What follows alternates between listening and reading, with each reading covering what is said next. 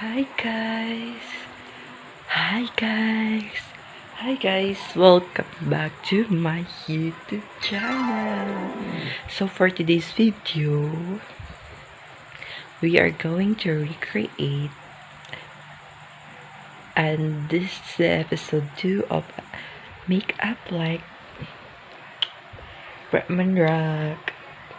So, so before we start, please subscribe to my YouTube channel. Don't forget to follow. Don't forget to click the notification bell. And don't forget to yes. And by the way, please subscribe to my YouTube channel and don't forget to click the notification para lagi kang update sa mga new videos ko. At the same time, don't forget to follow me on my social media account. Instagram, Darius Evardo. Facebook, Darius Evardo. So, let's jump out of the video. So first, we're going to start our foundation likewise. So by the way, welcome to another boring vlog. So I'm using Sun foundation. So you're gonna blend it. Okay. So daos lang ako mag-vlog like that. Pero laban lang. So after you blend that using your brush. Now you will apply your concealer. So by the way, I'm using the foundation from EB Advance. So I use it as my foundation. I make concealer. Okay, mali tayo na naman ba yan? So just blend it and apply to your T-zone. And after blend, kuha ka ng brush, maglagay ka setting powder ka or loose powder, then set mo, then i-bake like that. Okay, so after na bake, mag-post ka. You post like that. I'm using BYS eyebrows definition kit as eyebrows for my eyebrows.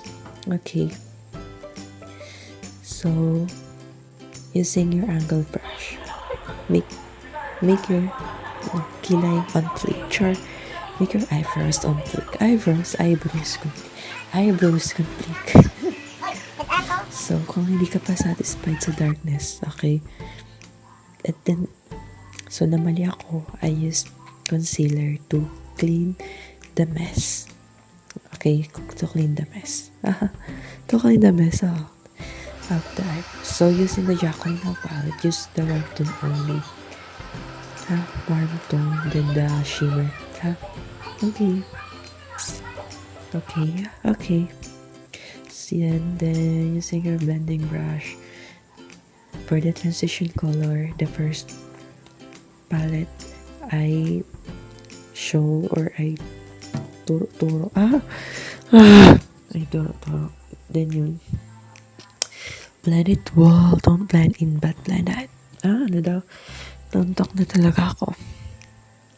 So some of you ask me to speak louder.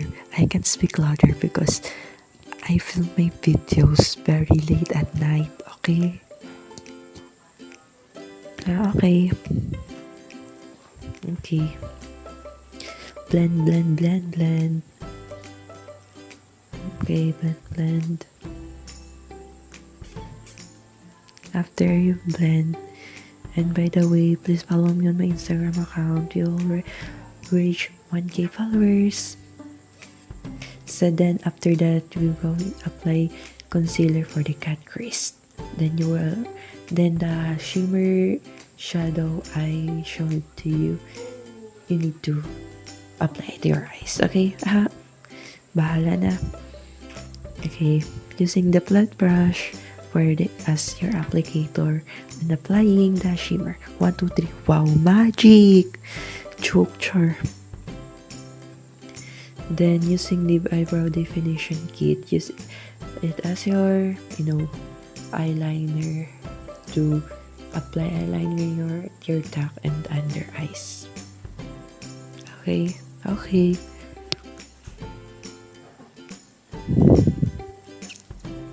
Sa tear duct. So subscribe na kayo sa channel ko, please.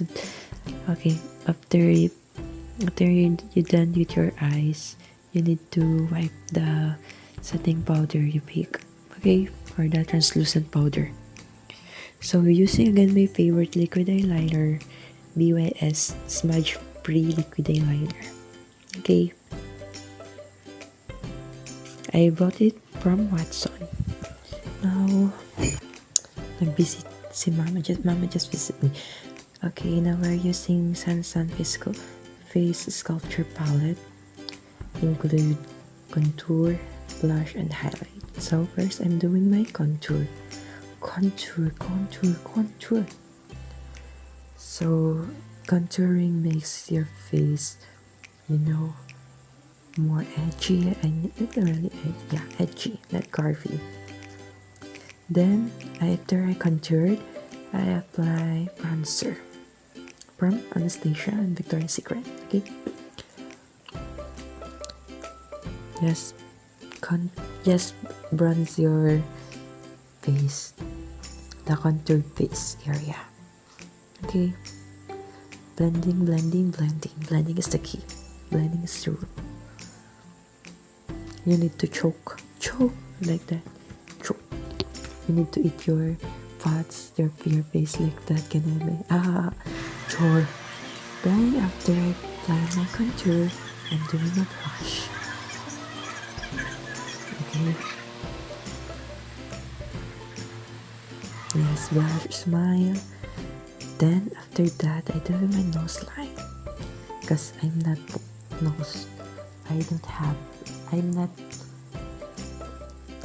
pointed nose like that. Ewan ko. Nantok na talaga ako. Just create eyeshadow dun sa malapit sa mata mo. Then, bridge like that. So also, you can watch the tutorials on to, hacks about nose contouring. Okay. Then after that, I'm drawing. I am making a new lip for, as we know, Bretman has a thick lip. Yeah, lips. Okay. Just draw another lip. Lips. Lip. Okay, after that, by the way, behind the scene, I clean it using concealer. Then for the base, I use French toast from Avon, and now from the first, outside.